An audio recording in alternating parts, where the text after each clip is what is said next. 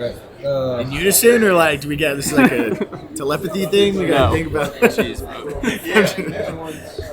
What'd you say? Nothing, never mind. No, I don't have telepathy. So how'd you guys end up together?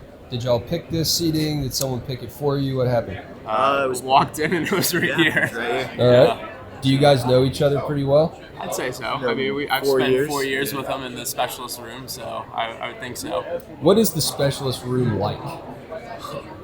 It's a lot of fun. Ever so changing. I mean, especially when you add an Australian into it this year. Well, It's a good thing. No, I'm not saying it's a bad thing, but it's definitely a good thing. Australians have some upsides. Yeah. It's a lot of different backgrounds and interests. I would say that. Yeah. Okay. Because, I mean, you've got Texas, Georgia, Australia, Alabama, and then you think of the special teams coaches, Cochran, I guess, Alabama, Tennessee, and Cochran, Virginia. Louisiana. Yeah. Louisiana Yeah. So, background. I mean, a lot of differences and a lot of... I mean, even that is, I feel like, more cultural difference than Australia in a lot of ways. Oh, yeah, without a doubt. Without a Yeah. doubt. So when you go into Mercedes-Benz Stadium, y'all know the environment, you know the turf, you know everything. Is there any kind of mental edge to having played here so many times already? Or is that totally overblown by people like me? I wouldn't say there is, just because they're getting, I mean, we've played there before, so that's an upside. But, you know, they're getting this entire week to practice there. I mean, the only thing, if it were an outside field, we might know the wind blows this way, and they wouldn't know that. But, you know, there's not many environmental factors that are contributing here. You know, it's just the turf. Maybe if there's a leak from the ceiling, and that's it. Yeah. But Hope not. I would say maybe if there's a home field advantage, if there's, you know, a larger number of Georgia fans that show up. But besides that, So yeah, Coach Smart kind of touched on this. Like, there's a lot of distractions in the stadium that you can get distracted by and kind of awed by just because of how great it's built and how cool it is. And I think it is a little bit less distracting for us.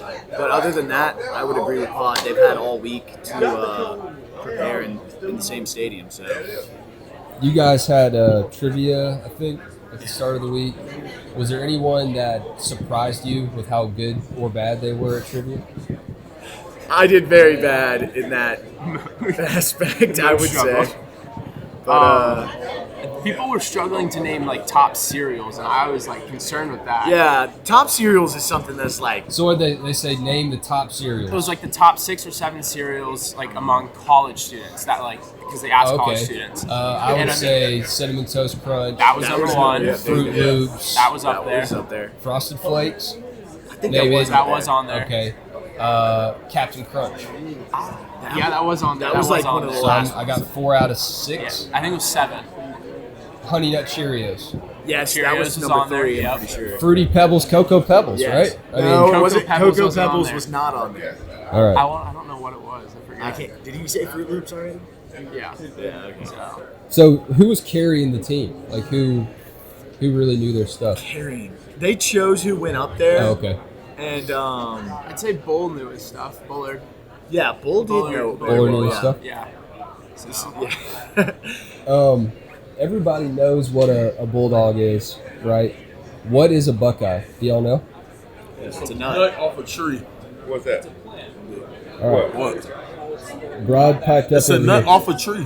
What's a I nut? looked it up. What is it? A buckeye. Do you know what a buckeye is? Do I know what a buckeye is? Yeah. No. Don't know what No. a buckeye is. Let me look it back up one more No, time. no Google, no Google. What? it's a nut that's produced by a plant. Searched it. Isn't Yeah, it?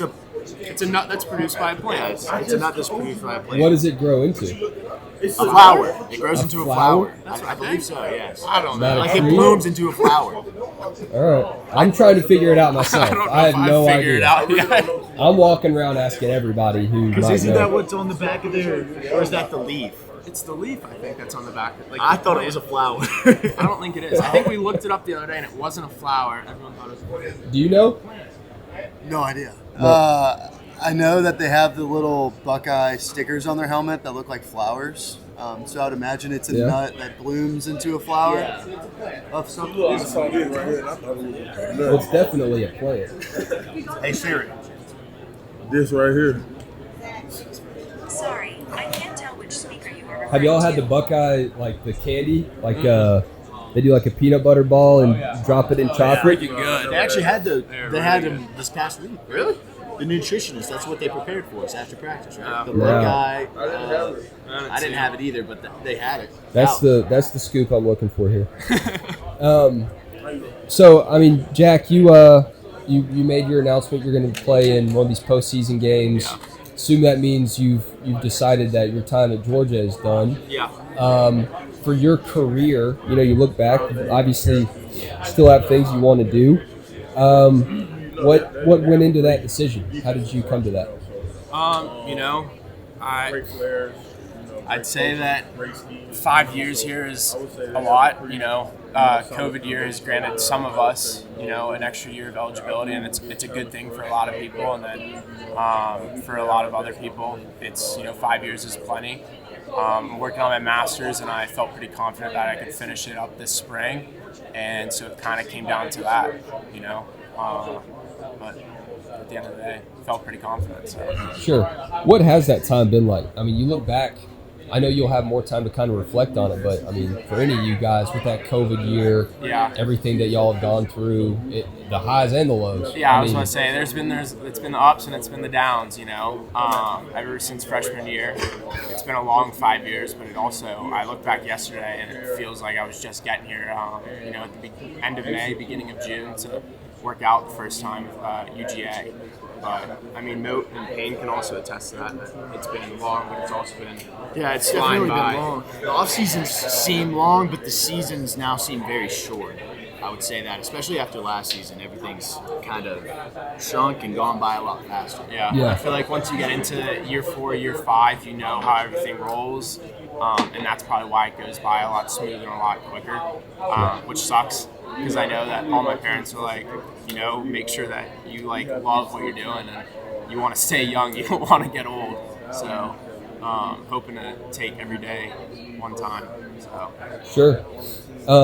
Last one for you guys. Just you can talk to Stetson about getting developed by Todd Monken. You can talk to Chris Smith about getting developed by Coach Muschamp.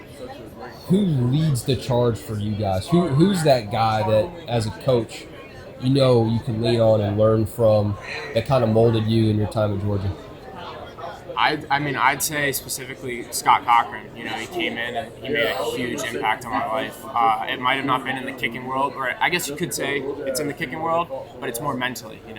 He changed me to be a better person, to think better, to know that even though I might miss a kick out there, I'm going to go back and I'm going to make the next kick. I can be confident no matter what.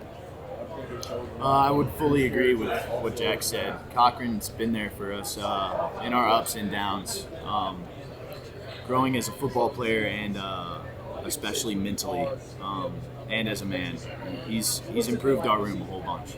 That's cool. That's cool to hear, because it's not like he can teach you how to snap better, or teach you how to kick better. Right. But he can give you some of that mental edge. Yeah, it helps. It goes a long way. Yeah. The mental edge goes a huge way. Kicking, Well, I know you guys focus on that a ton anyway. Yeah, kicking's like 70% mental, I'd say. Oh, well, I said that was the last one. I guess I lied. I know you guys worked with Drew Brandon, and the things he teaches you.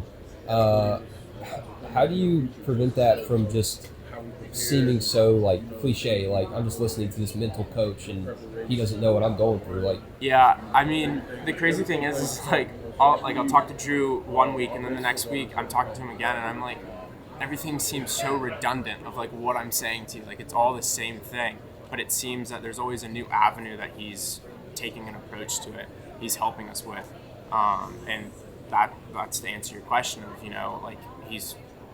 he's telling us different ways, and if there's different ways, then I'm going to try them, and it helps. It might not solve my problems fully, but it's at least going to solve my problems for the next few weeks, and then I'll talk to him again, and we'll figure out a different way around it.